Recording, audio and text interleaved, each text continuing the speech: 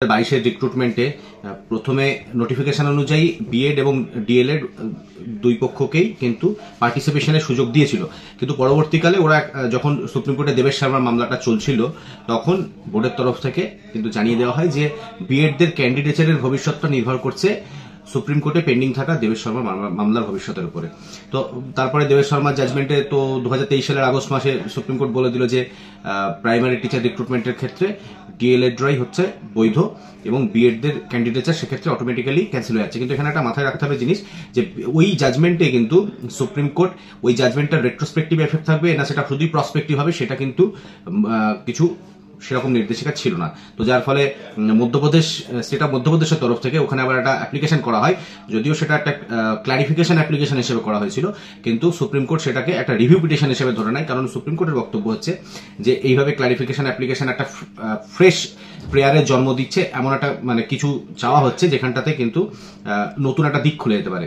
আর supreme court এটাও তার clarification application যেটা করেছিল, যেটা সুপ্রিম কোর্ট আমি বললাম যে সুপ্রিম কোর্ট সেটাকে রিভিউ হিসেবে গ্রহণ করেছে, সেটাতে সুপ্রিম কোর্ট এটাও বলেছিল যে আমাদের জাজমেন্টে আমরা রেট্রোস্পেক্টিভ বা প্রসপেক্টিভ কোন এফেক্টে এটা ব্যবহৃত হবে সেটা ক্লিয়ার করিনি, কিন্তু নর্মাল সার্কামস্টেন্সে যে কোনো জাজমেন্টই এই ধরনের রিক্রুটমেন্ট সংক্রান্ত নোটিফিকেশন বা যেখানে ক্যান্ডিডেটের ভবিষ্যতের ব্যাপার সেখানটাতে কিন্তু জাজমেন্ট সবসময় রেট্রোস্পেক্টিভই হয়। কিন্তু সুপ্রিম কোর্ট তাও বলে দিয়েছিল যে যেহেতু অনেকটা যেহেতু 2018 সালের জুন মাসে বিএডদেরকে প্রাইমারি টিচার রিক্রুটমেন্টের জন্য এলিজিবল হিসেবে ঘোষণা করেছিল এনসিটি, এবং তারপরে 2023 সালে এসে যখন সেটা বাতিল হলো, এই মধ্যবর্তী সময়ে নিশ্চয়ই গোটা ভারতবর্ষ জুড়ে অনেকেই বিএড হিসেবে চাকরি পেয়েছে।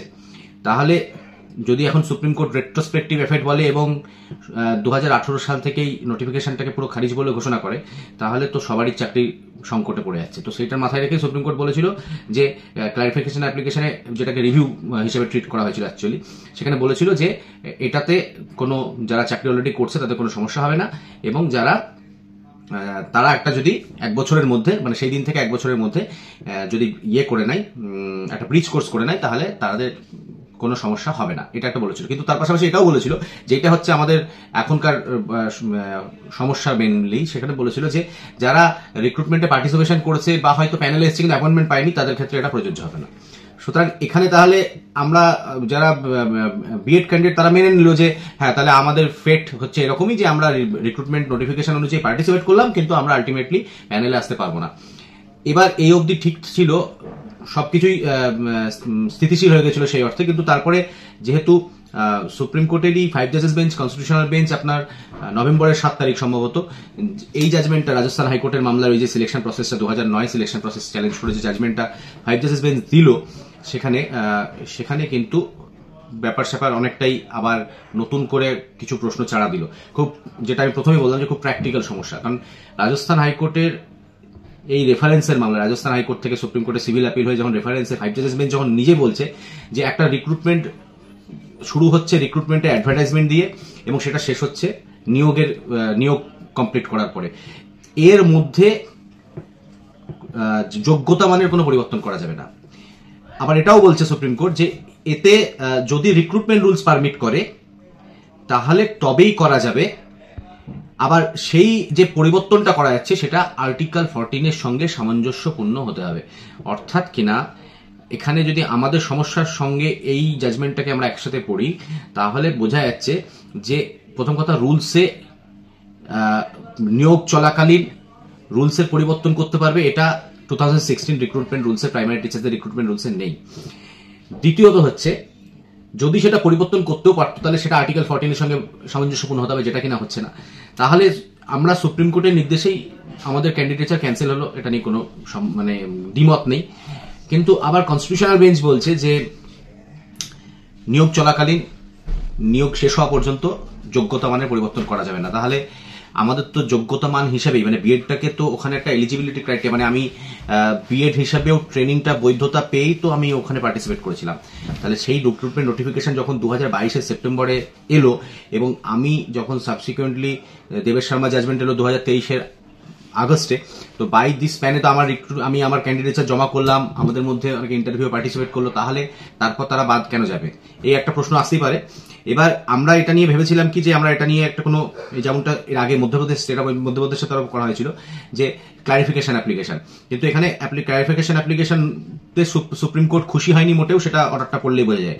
যাই হোক, আমরা তাহলে যদি রিভিউ করি বা অ্যাপ্লিকেশন ফর অ্যাপ্রোপ্রিয়েট অর্ডার বা একটা কি করবো, মানে একটা স্পেসিফিক ধারণা তৈরির জন্য, তাহলে কি বিএড ক্যান্ডিডেটস যারা বাদ গেল তারা কি বাদই থেকে যাবে, নাকি এই আঙ্গিকে নতুন করে তাদের আসার কোনো জায়গা আছে, এইটা নিয়ে আমরা ভেবেছিলাম এবং আমরা এটা নিয়ে আলোচনা করেছিলাম।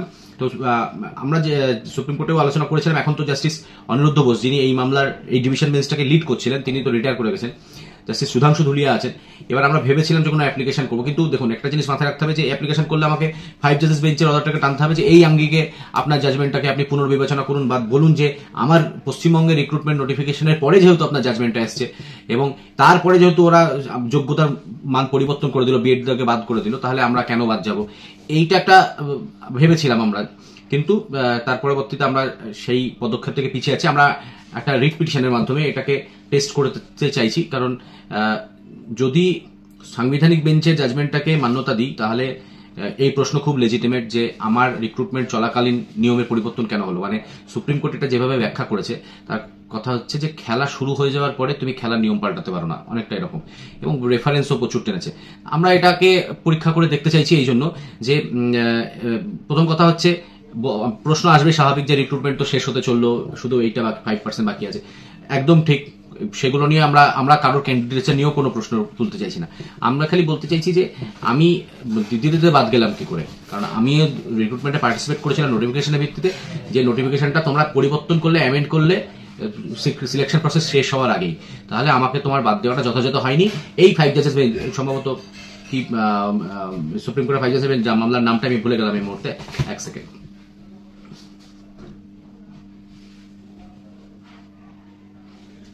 তেজ প্রকাশ পাঠকের মামলার 5 জাজেস বেঞ্চের ভিত্তিতে যে কেন আমাকে সুযোগ দেওয়া হবে না এবং রিক্রুটমেন্টে মানে আমি সিলেকশন প্রসেসে পার্টিসিপেশনের মাধ্যমে আমি প্যানেলে কেন আসতে পারবো না, এইটা একটা প্রশ্ন আমরা তুলেছি রিট পিটিশনে। দেখা যাক কোর্ট সেটা কিভাবে আমাদেরকে, কোর্টের কাছ থেকে আমরা কি রেসপন্স পাই সেটা।